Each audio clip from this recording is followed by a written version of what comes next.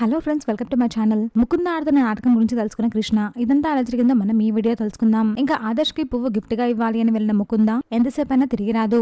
దీంతో ఆదర్శ్ మురారి ఇద్దరు ముకుంద కోసం వెళ్తారు. ఇంకా శోభన నుంచి తప్పించుకోవడానికి ముకుంద కాలు బెనికినట్టు నాటకం ఆడుతుంది. అది చూసిన ఆదర్శ్ వెంటనే పరుగున వచ్చి ఏమైంది ముకుంద అని అడుగుతాడు. ఫ్లవర్ కోసం జంప్ చేస్తే కాలు బెనికింది అని ముకుంద చెప్తుంది. అందుకే ఈ టైంలో వద్దు అని చెప్పాను, నువ్వు విన్నావా, ఇప్పుడు ఏం జరిగిందో చూడు అని ఆదర్శ్ అంటాడు. తను నడిచే పొజిషన్ లో లేదు ఆదర్శ్, తనని ఎత్తుకో అని మురారి ఆదర్శ్ కి చెప్తాడు. ముకుంద వద్దు వద్దు అని వస్తుంది. కానీ ఆదర్శ్ మాట వినకుండా ముకుందను నోరు మూసుకొని ముకుందాన్ని ఎత్తుకుంటాడు. అలా ఆదర్శ్ ముకుందాన్ని ఎత్తుకున్నప్పుడు ఆదర్శ్ లో ముకుంద మురారిని చూసుకుంటుంది. ఇంకా ఆదర్శ్ రూమ్ లోకి వెళ్లి ముకుందాన్ని బెడ్ పై పడుకోబెడతాడు. అది చూసిన కృష్ణ ఏమైంది అని అడుగుతుంది. కాలు బెనికింది, ఏమైందో చూడు కృష్ణ, నాకు టెన్షన్ గా ఉంది అని ఆదర్శ్ అంటాడు.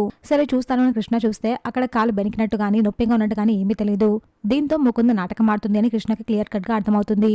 ఏం కాలేదు, టెన్షన్ పడకండి, నేను మెడిసిన్ తీసుకొస్తాను, ఆదర్శ్ నువ్వు ఇక్కడే ఉండు అని కృష్ణ ఆదర్శ్ కి చెప్తుంది. వద్దు కృష్ణ, నువ్వే నా దగ్గర ఉండు అని ముకుంద అంటుంది. ఆదర్శ్ తో సేవలు చేయించుకోవాలంటే నాకు కొంచెం ఇబ్బందిగా ఉంటుంది, అర్థం చేసుకో కృష్ణ, నువ్వే నా దగ్గర ఉండు అని ముకుంద అంటుంది. పర్లేదు ముకుంద, నీకోసం నేను ఏమైనా చేస్తాను, నీకు తోడుగా నేనుంటాను అని ఆదర్శ్ అంటాడు. అది కొంచెం అర్థం చేసుకో ప్లీజ్, నాకు కృష్ణ అయితే అన్ని పనులకి కంఫర్ట్ గా ఉంటుంది అని ముకుంద చెప్పగానే సరే ఆదర్శ్ నేను అరుణ్లో పడుకుంటాము, మీరిద్దరు ఇక్కడ పడుకోండి అని మురారి చెప్పి వెళ్ళిపోతారు. చూసాక ఫ్రెండ్స్, మరి ఏం జరగబోతుందో. ఇలాంటి జెన్యూన్ దగ్గర అప్డేట్స్ కోసం మా వీడియోకి లైక్ చేసి సబ్స్క్రైబ్ చేసుకోండి.